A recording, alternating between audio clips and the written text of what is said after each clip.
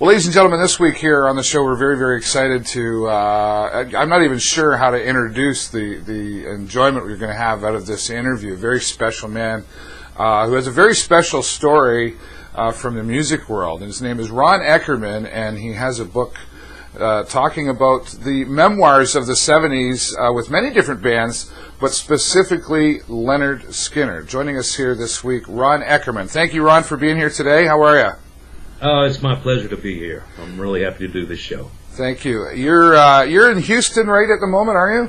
I'm in Houston at the moment. I'm in between coasts. I've lived in Los Angeles for the last 30 plus years, and about to move to the East Coast, back to the D.C. area. Okay. So I'm usually either in New York, Los Angeles, or one coast or the other. So I'm in transition. Right. Now you first got into the music industry like pre-Lynyrd Skynyrd. You had creating a lighting company. Is that correct? Correct. We started out. We kind of noticed there weren't any. When I got in the business, there were no touring lighting companies. Right. So bands would come to town and they use spotlights a lot of the times. So we said, there's a need for this touring lighting, and so we were one of the first companies that put that together and got lights out with groups. Right. And let's mention some of the groups that you worked with. Oh, we did War, we did Loggins and Messina, we did Peter Frampton, we did Fleetwood Mac, we did Humble Pie. That was the first band I worked with, really. But it was pretty much any band in the 70s. We got a piece of them 10 years after. The list goes on. Right. We're very successful, but it's we were the only ones out there, us and Shoko. Right, right. Well, and timing's everything, certainly. And when talking about timing, let's get to the Lynyrd Skynyrd. I mean, that happened about 1976 for you. That's when I joined them. Their attorney approached me in 1975, and I went out with them on it was January or early February 1976. Right. Now, had you at that time, how much had you heard about Lynyrd Skynyrd, and did you know where it was going to go, or there was a little light that went on? Not initially. Well, after I joined them, the light went on. But when I was approached to do this, I was kind of leery because the only thing I had done with them was a concert that I'd staged, and they wrecked my dressing room, so I wasn't too interested in dealing with these guys at all. Right. And so I signed on. I thought it was going to be 3 weeks. Signed on for a 3-week tour, and a couple of years later, we had a plane crash. So. Yeah, and that's still got to be embedded in your mind. I mean, I haven't experienced anything close to that emotionally. And I noticed in your book, at least in the first chapter, you start right off with that right away. You just kind of a Reader's Digest version of the plane crash. And I know you've told the story many times, but can you share what you can with us today about that? Yeah, what I did, first of all, in the book, the way I wrote the book, I didn't want to get into this heavy plane crash thing, Yeah. And so I start out each chapter of the book with one paragraph that deals with a crash and moments before the crash and what I was feeling and what was happening at that time inside that plane as we fell to the ground. And the crash itself, one reason I wanted to write the book is to deal with the plane crash, and there's a lot of misconceptions about it and a lot of stories out there. And the fact is, we were in a plane that ran out of fuel. It was as simple as that. But there were different things that led to that. We were running rich in one engine because of a faulty magneto. But we didn't crash because of a mechanical problem. It was because the pilots didn't figure the fuel consumption correctly. And we had to sit on the ground for about an hour waiting for one of the band members to arrive because he was late. Right. So, that led, if we would have had that hour of fuel, we would have easily made it. If the pilots had taken on the correct amount of fuel, we would have made it. So there's a lot of contributing factors. It's a terrifying experience, and it's haunted me all my life, and I feel somewhat responsible for it. because I knew we had a mechanical problem that was causing the engines to run rich. But from the research I had done, everybody told me we were still safe to fly, and that just had to compensate for the rich running engine. And at the very next stop, we had a mechanic and a new magneto there waiting for us. So right. It was a very tragic event that was totally preventable. And one thing though I've got, and you probably read this in the book. One thing I've got to make very clear is that I believe in destiny. Right. And Ron Van Zant, who died in the crash, of course, he also believed in destiny. We had very similar outlooks on life. And I asked him that morning, if he wanted to fly, if we wanted to do this, because we had a backfire the evening before in the plane. And he said, yeah, Ron, doesn't matter if we're on a plane or a bus. When your number's up, your number's up. And that's the way I start the book. Right. And you mentioned to us before we started this interview that you really struggled quite a long time before you were able to share this story. And you also said you had a hard time listening to Freebird. Right. I could not listen to that song for about 10 years after that crash. Yeah. It would come on the radio. I had to change stations. Right. And, I had a lot of post-traumatic shock, and a lot of emotional damage because of that crash. Right. How did you... As I said, sorry, go ahead. I feel self-responsible. Sure. And the fact that I went ahead and flew in that plane, told the group to get in it, I mean, it was their choice. I made it clear that they could find alternate transportation on their own.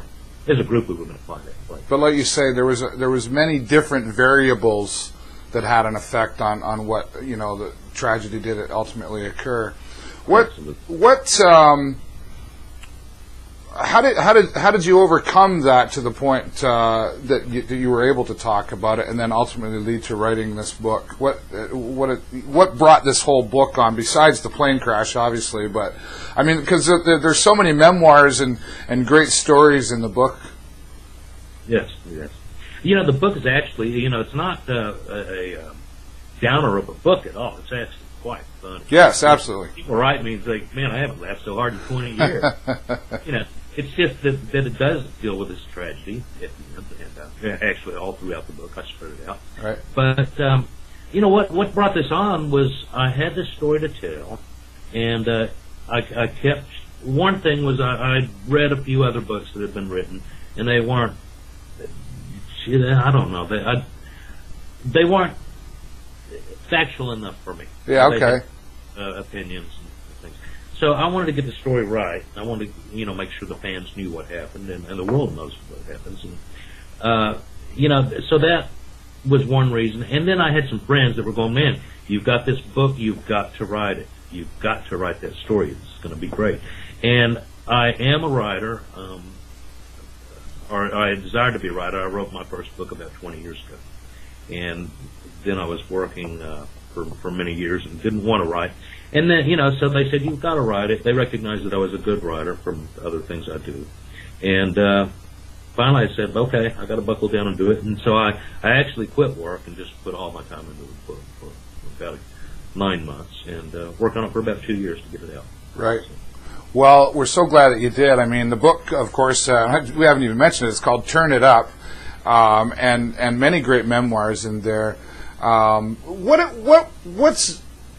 did Lynyrd Skynyrd, and we say Lynyrd Skynyrd, continuing on, how would you say, and obviously you can't give a personal feeling for everybody, but everybody else involved that survived from it, even those that weren't actually on the plane surviving from it, how have they moved on, and what are they doing now? Well, everybody that was with us, including all our crews, everybody that traveled with the band at that time, they were all on the plane. So everybody but the truck drivers. Right. So, there's a lot of accident, there's a lot of survivors out there. Right. Still to this day. But the only survivors from the band that are still alive is Gary Rosington, right, who's now got the current lineup of Lynyrd Skynyrd. Right. And Artemis Pyle. and then you have Bob Burns and Ed King, Right. who were original members of the band, but they weren't playing in the band. You know, they quit 2 years before the plane crash. Right. Bob and Ed. And, you know, it's interesting because I talked to Artemis Powell, the drummer. I talked to him for about an hour yesterday, first time in 30 years. Oh, wow. And I have talked to Ed King once in a while, and I've yet to talk to Bob Burns, but he's a friend of Artemis's, so I'm sure I will. But it was really good talking to him. Leslie Hawkins, one of the Honkats, the backup singer. Oh, yeah, right. Okay. She's still around, Yeah. and she lives in Jacksonville. So, you know, there's quite a few of us still around, but out of the band, it's only Gary Rossington And to talk to somebody you haven't talked to in 30 years and you only talked to him for an hour, I'm sure you could have went on for many, many more. But it went on for 2 hours. Really. That's awesome. Let's talk about the music, okay? I mean, you know, and thank you so much for sharing that you know, personal story about the crash. But let's talk about the happiness, I guess, if you will, of Lynyrd Skynyrd, which is the music. And you know, again, we were talking earlier about Lynyrd Skynyrd's music. And I couldn't agree with you more when you say they're really taken for granted. They are the most taken for granted band, I think, in music history. Because look at this, if you think about it, they are the only band in history that has got their songs on heavy rotation on all the classic rock stations and most every other station, like even some talk radio stations. Yeah. Play those guys almost every hour. Yeah. And that's 40 years after those songs were written. And I'm not comparing them to the Beatles, but the Beatles did not do that. Yeah. 40 years after the Beatles released songs, those songs were dead. Yeah. Lynyrd Skynyrd, hear him every hour on any classic rock station in the country, West, and most of them in the world. And moved on, you know, through generations. I mean, I always refer to my children. My daughter's 15 years old. And I say Lynyrd Skynyrd, or especially I say Sweet Home Alabama, and she knows the song, of course, and she learned it from the movie Sweet Home Alabama, of course, right? That was that song in there in different ways, but and you know, you go into commercials and theme songs and movies, and you can't. Had a lot of them. Yeah, Forrest Gump totally had lots in there, and just very, very iconic. I mean, they certainly, you know, set the way and gained attention for the Southern rock world. Well, I think they defined the Southern rock genre. Yes, completely. They didn't start it, you know. I would have to say the Allman Brothers did that, probably. Right. But or even before the Allman Brothers, you know, there were some country rock guys out there, the Purds and the Flying Burrito Brothers and people like that, kind of started in the 60s. And but it never got coined as Southern rock until Lynyrd Skynyrd came along. And then it became Southern rock. And then you got a lot of recognition for Marshall Tucker and the Outlaws, who were around. You know, they were around at the same time or even predated Skynyrd a little bit. Marshall Tucker had their first album out before Skynyrd did. Right. But, you know, Skynyrd defined that whole genre of music, and man, they still define it as far as I'm concerned. Absolutely. So, and in fact, when the plane crash happened, Southern rock took a real beating. All of a sudden, it wasn't what it, you know, was when it was at its height. Yeah. So you know, the Southern rock thing kind of died with Lynyrd Skynyrd. Right. So what? So you've written the book, and you know, Lynyrd Skynyrd, they're still doing their thing, and but you were talking about. You do the book parties, but you don't go to bookstores. Exactly. I do book signings, but I don't go to bookstores. I don't go to these little retail outlets. What I like to do is throw a party. Yeah, well, people like parties. Yeah, people love parties. So, you know, I find some good sponsors that have the right spirit and, you know, are right for it. And we just go into a place like House of Blues and throw a big party. It's free to the public. We've had some good Southern rock bands that nobody's heard, because one of the purposes of the parties, besides giving credit and it being a tribute to the band, is giving some of the new bands that are doing the Southern rock thing, giving them a chance, you know. So we put those guys on stage, and they're outstanding. We usually bring somebody, you know, like we had legendary guitarist Steve Cropper, Right. and he did he wrote or co-wrote that big Otis Redding hit, "Sitting by the Dock of the Bay." Oh, wow. Soul Man, a lot of great stuff. He's got a few Grammys under his belt. And Yeah. so we bring Steve out, jam it up, do some Skynyrd tunes, and just turn the crowd on. I show up and sign books and take pictures and just have a good time. And do you sing at all, Ron? Well, I was. There's a lot of clubs around the country that give me great offers to come in and sing at like 1:45 because they have to close their doors at 2 and they want the house to All right. Well, thanks for an honest answer. Well, maybe we can look at. I'm in Sarnia, Ontario, of course, and maybe we can look at having you come down here. We'll see if we can talk more about that and get you down here. Okay, so the book. Let's. Where can people get the book? Your website? Whereabouts? Yeah, the book. I even do signed copies if you go to the website, and it's www.turnitupbook. Don't leave out the book part. So it's turnitupbook.com. You just go there and you can buy the book, or you can buy even a signed book. You can buy an audio book there. There is a great audio book out, and I'm very proud of it. And it's a good read. And I'm not saying that because I wrote it and I'm trying to sell copies. Yeah. It's just a damn good read. It's fun. Yeah. And it deals with everything, And something I accomplished, and that I managed to do what I wanted to do when I wrote this. And that was to take the reader, transport them back in time, plop them right there on my shoulder. Yeah. And, go on to Lynyrd Skynyrd. I managed to pull that off. And, You certainly have. So it's a lot of fun. That's awesome. And then you can also get it at Amazon and any of the online booksellers just about anywhere in the world. And, Great. It's in the bookstores, Well, we'll be sure to put that website up on the screen for you and share more people where they can get your book. Just before we wrap up, Ron, you were in the music industry and you were doing many things happened to you, and now this book. But besides the book, you're doing something back in the music industry again, are you not? I have. I retired from the music industry. I produced a TV show for about a year, and I produced a film many years ago, and that never made it to the big screen. That's the film, I think. But anyway, I'm turned back into the music industry, and I'm managing a couple of bands, and you're going to hear a lot about them in the next few months. There are some. I've been very selective, and one reason I haven't got back in the music industry is because I just couldn't find the talent that I wanted to represent. Right. And I finally succeeded in that. Great. Well, we'll look forward to having you back here on the show and showing off the new talent that you've discovered. I'll try to get them up to your area too. That would be great. Definitely.